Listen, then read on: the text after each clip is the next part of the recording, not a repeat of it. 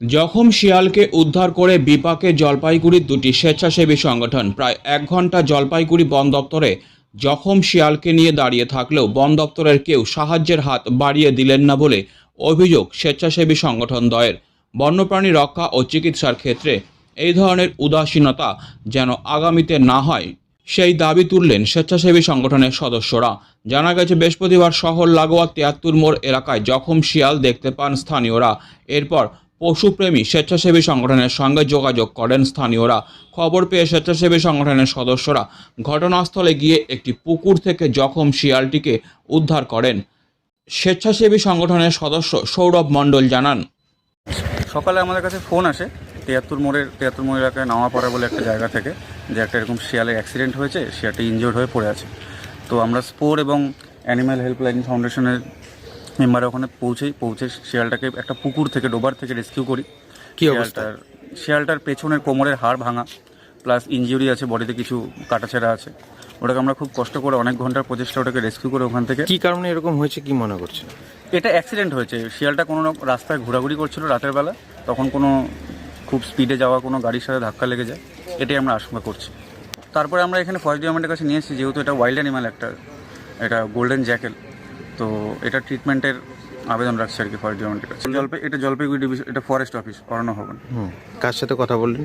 এখানে স্টাফ সেরকমভাবে কিছু নেই, কেউ নেই। আমাদের রেঞ্জারের সাথে কথা হলো, এখনও সেরকম কোনো ডেফিনেট উত্তর পাইনি যেটা ট্রিটমেন্ট কী হবে বা কে রিসিভ করবে এটাকে, মানে আমরা হ্যান্ড ওভার করতে পারছি না অ্যানিমালটাকে।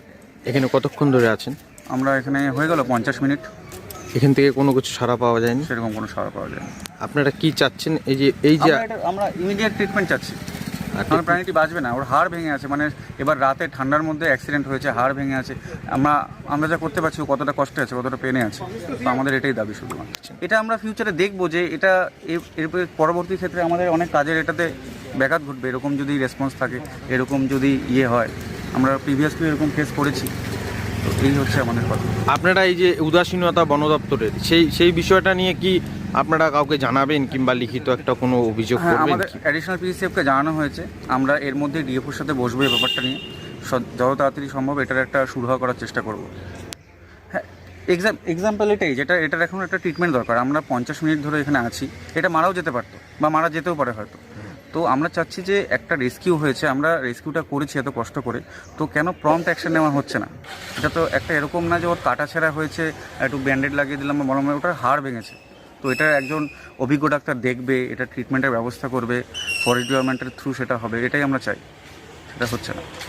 বন দপ্তরের অ্যাকাউন্টেন্ট প্রদ্যুৎ ভট্টাচার্য জানান, বললাম যে শিয়ালটা নিয়ে কি করবেন এখন আপনারা? এই মুহূর্তে তো রেস্কিউ করার কেউ আছে আমাদের, বোধহয় কৃষ্ণ কিছু বলতে পারছে না, কারণ আমাদের রেঞ্জ অফিসার নেই।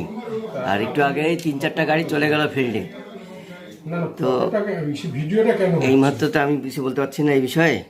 আমি তো এক্সিকিউটিভ স্টাফ না, আমি ক্লারিক্যাল স্টাফ, আমার পক্ষে বলা সম্ভব না, কারণ এগুলো যারা করে তারা হচ্ছে এক্সিকিউটিভ স্টাফ, বুঝলেন?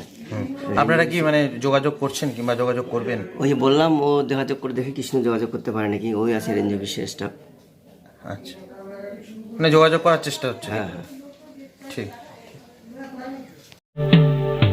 Delhi World Public School Siliguri campus is located at Ambari, which reflects a vibrant modern style with all the latest facilities. We impart innovative world-class education through modern teaching pedagogy and state-of-the-art facilities.